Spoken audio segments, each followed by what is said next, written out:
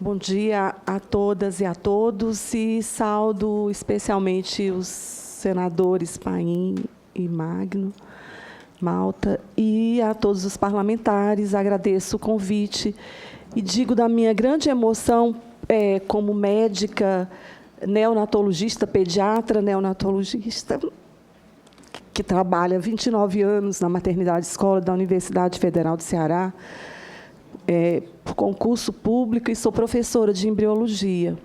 Então, eu vou, nesse momento, falar pelo bebê, né, que até agora não foi lembrado, de fato, né, que tem uma autonomia diminuída e que a relação entre o pai, a mãe e o bebê é de responsabilidade, não é de direito, né? Então, o abortamento, ele mata uma criança inocente que não pode se defender.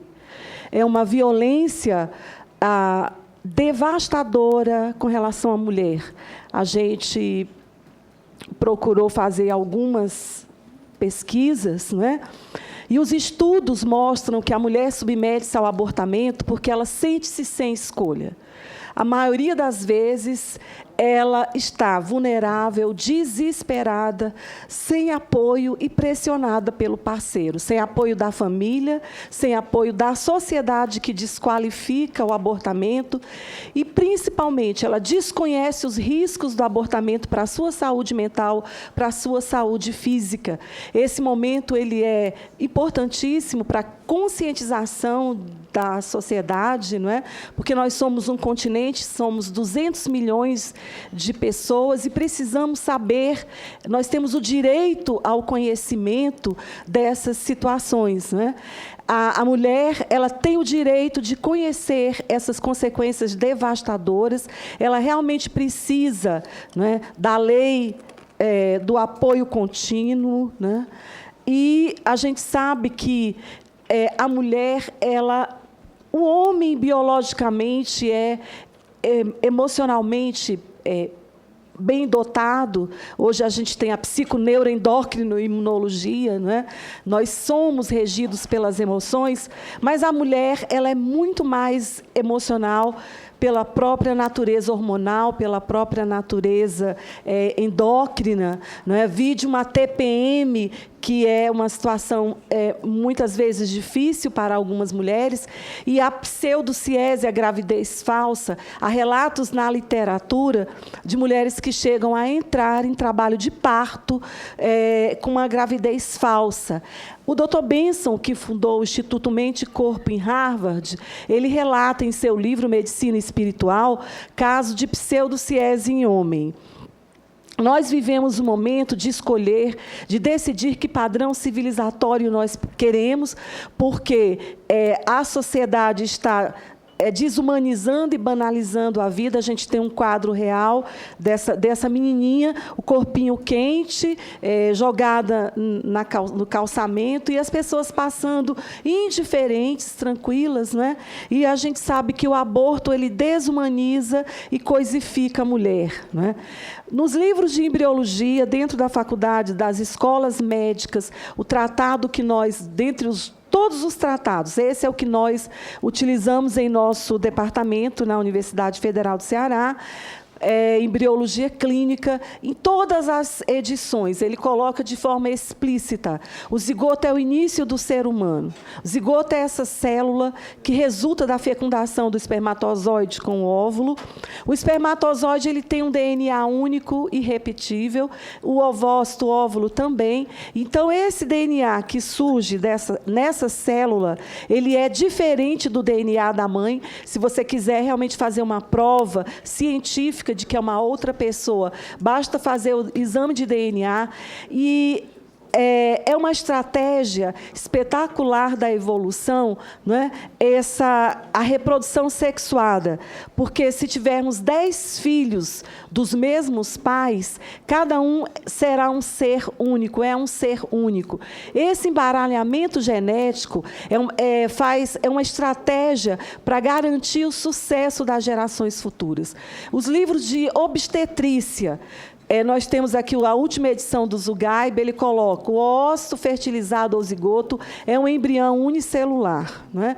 Então, não há dúvidas que a vida humana começa na fecundação. A gente traz, inclusive, trabalhos como esse aqui, de um grupo brasileiro, lá de Pelotas. Esse artigo ele é muito interessante em termos educativos, porque ele chama a atenção para os 1000 dias de oportunidade, da janela de oportunidade para se intervir nutricionalmente, desde a concepção aos 2 anos de vida. O bebê precisa, desde a concepção até os 2 anos de vida, que são 1000 dias, engordar, crescer. Isso vai repercutir no que se chama capital humano, capital social, na inteligência, na escolaridade, na força muscular, na capacidade de aprendizado. Então, na verdade, a gente percebe que o pré-natal deve começar antes, tecnicamente, antes da mulher engravidar. Não é? Cuidar da saúde da mulher antes, tomar ácido fólico para que ela possa ter uma boa quantidade de ácido fólico no seu organismo, e aí previne mais de 70% de defeitos de fechamentos, defeitos de fechamentos do tubo neural. A gente tem nessa célula, fruto dessa união do espermatozoide com o ovócito, a gente tem aqui o começo da vida humana, né? Já se sabe pelo exame de DNA, não é por uma questão, é por uma questão técnica.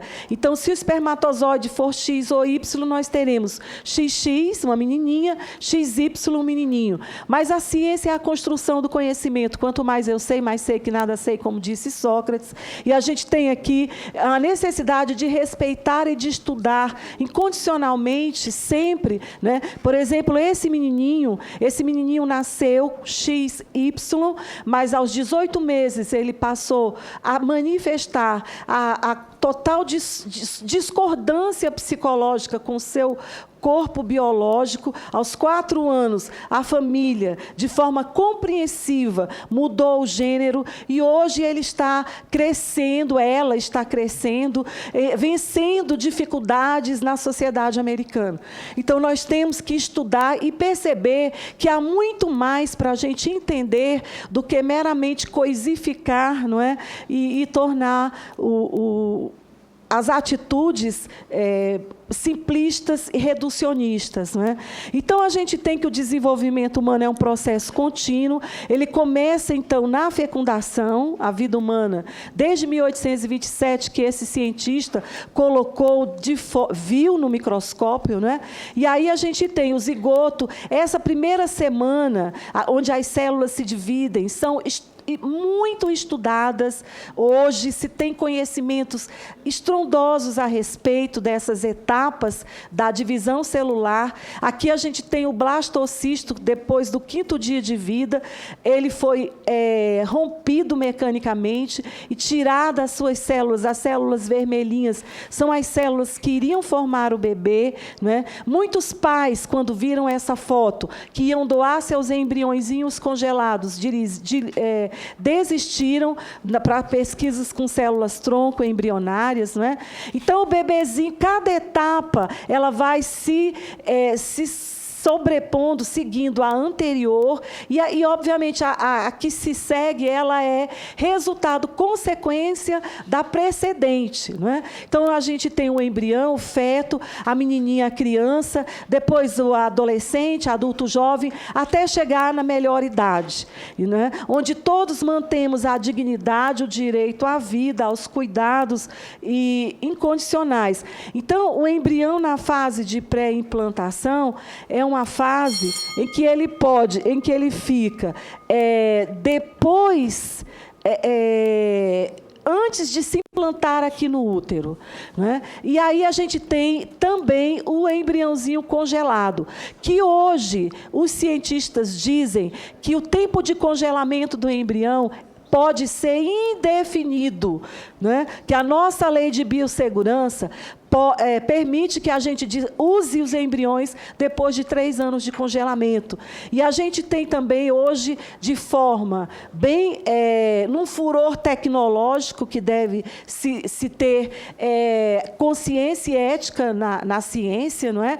Mas se usa o diagnóstico pré-implante para eliminar crianças doentes. Não é papel da medicina eliminar o que não se pode corrigir, e não é medicina eliminar seres doentes.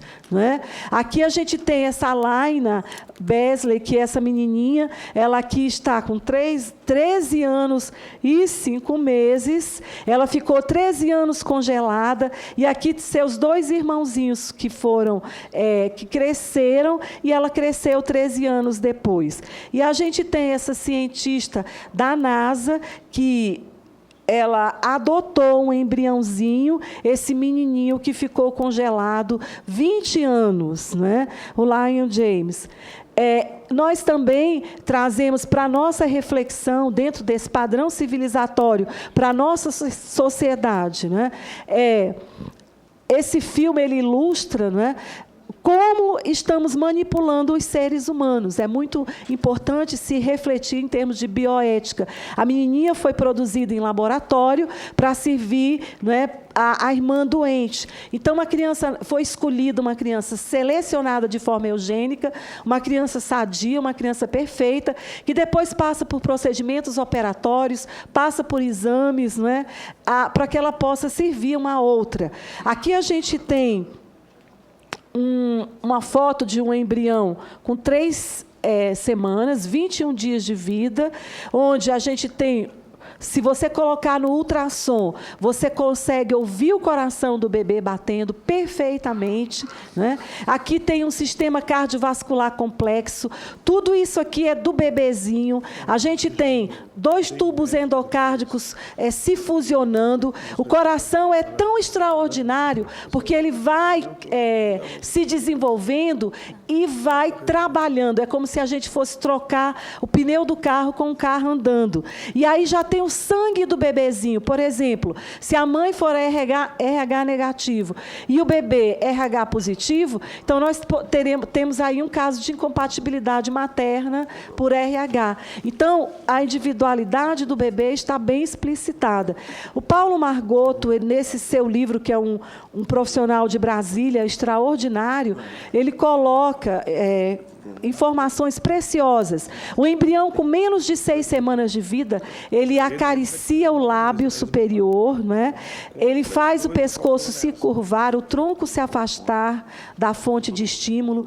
Com 9 semanas, a palma da mão é tocada, os dedos se curvam, esboçando o gesto de agarrar. Em torno da 16ª semana, ele tem sensibilidade em todo o corpo. Uma informação importantíssima. Hoje já se sabe que quanto mais prematuro, mais dor o bebê sente de forma mais prolongada do que um adulto. Porque as fibras inibitórias, elas surgem depois das fibras que percebem a dor.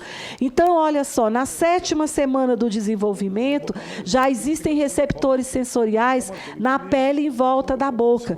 Isso é importante, mudou completamente o paradigma em termos de humanização de cuidado de bebês. Porque há 25 anos atrás, eu assisti um bebê ser operado, um cirurgião cardiovascular implantou um marca-passo sem nenhum procedimento anestésico, porque achava-se que o bebê não sentia dor. E hoje sabe-se que ele sente mais dor do que um adulto, dor mais prolongada e deixa sequelas. Hoje existem médicos especialistas em dor, né? A gente tem... O desenvolvimento é um processo contínuo, né? O bebê vai se desenvolver, não nasce pronto. Na verdade, todos nós nascemos, né, e nos desenvolvemos ao longo de nossa vida. Por exemplo, os pulmões, a gente vai ter alvéolos pulmonares. Os 300 milhões de alvéolos aos 8 anos de idade, né? O cérebro, a plasticidade cerebral, ela continua e se modifica a cada momento da nossa vida. Em toda a época, né, da nossa vida. Quanto mais nós usarmos a nossa capacidade cerebral, mais nós conseguiremos aprender, né, e viver melhor. E aí a gente tem... eu ainda tenho 5 minutinhos, né, senador?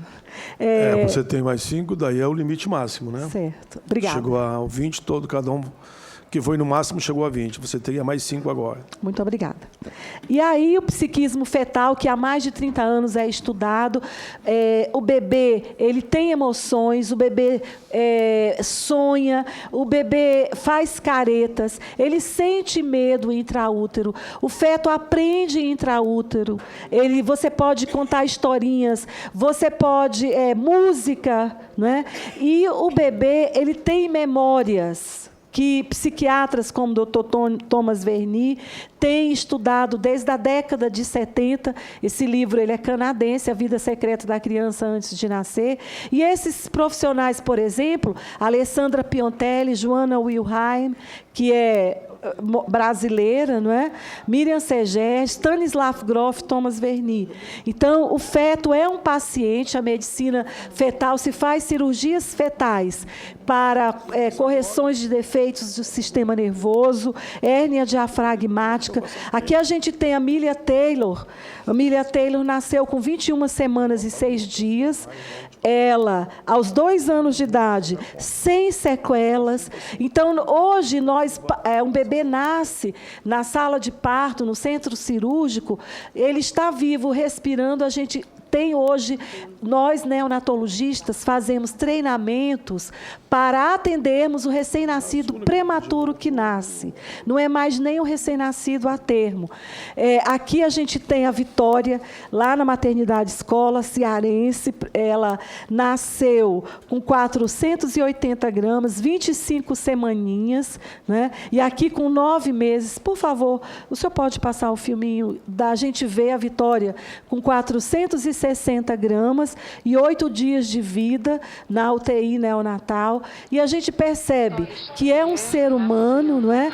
Que ela tem... você mexe na Vitória, ela está no respirador, mas ela reage, ela respira. É um bebezinho que ela teve uma garra para viver e tem uma vontade de viver que a gente fica assim, tremendamente emocionado. Então, o nosso país, nós temos que acabar com a pobreza e não acabar com o pobre, né? Nós temos... pode passar agora, voltar para... Por favor, né? Nós não podemos usar o dinheiro como contribuinte para matar. Nós temos que usar o dinheiro para apoiar, não é? O da Constituição, e é importante aqui que o Estatuto da Criança e do Adolescente, ele tem a doutrina da proteção integral e princípio do melhor interesse. Então, para que a gente possa interpretar, cuidar da criança, nós temos que usar como prioridade absoluta, né, o princípio da dignidade humana, da proteção integral do melhor interesse. E ele contempla o direito de nascer no artigo 7º, criança e o adolescente têm direito à proteção à vida, né, tem direito ao nascimento, desenvolvimento, os pais, eles são defensores legais e morais dos filhos, a relação entre pais e filhos é de responsabilidade, não é de direito, o médico é defensor do sujeito sob seus cuidados, e ele deve, inclusive, acionar o sistema judicial quando o interesse da criança estiver em conflito e for prejudicado, né? Então, nós temos que, inclusive, trabalharmos pelo Estatuto do Nascituro. E aí, as consequências do abortamento para a mulher, biológicas imediatas e biológicas tardias, são extremamente devastadoras, estudadas e vistas para quem trabalha no dia a dia, não é? Eu lido direto com o meu povo, 29 anos ouvindo as histórias de vida das mulheres e das crianças. Então, são histórias onde a gente tem infecção, perfuração, esterilidade, doença inflamatória pélvica, não é? Partos prematuros, câncer de mama e as psicológicas que são devastadoras para as mulheres e para os homens também. O estresse traumático pós-abortamento também acomete homens. Logo, minuto. E nós, então, temos que estudar detalhadamente essas informações técnicas. E no mundo nós já temos, na Espanha, a Associação de Mulheres Vítimas do Aborto, né? Temos instituições como a das enfermeiras, que fizeram uma associação nos Estados Unidos, enfermeiras pro-life, né, que condenam o aborto e que também querem o direito de se proteger contra as atitudes antiéticas de procedimentos médicos, mulheres exploradas pelo aborto, né? Essas algumas das referências bibliográficas que a gente utilizou, e nós finalizamos dizendo para a nação brasileira, nós devemos promover uma cultura de respeito ao nascituro, ao recém-nascido prematuro, ao recém-nascido a termo, né? Para que possamos realmente cultivar esse espírito pacífico do nosso povo, acolhedor, onde aqui judeus e palestinos vivem amorosamente como irmãos. Então, muita paz e que possamos realmente trabalhar pela vida, pela saúde. Muito obrigada.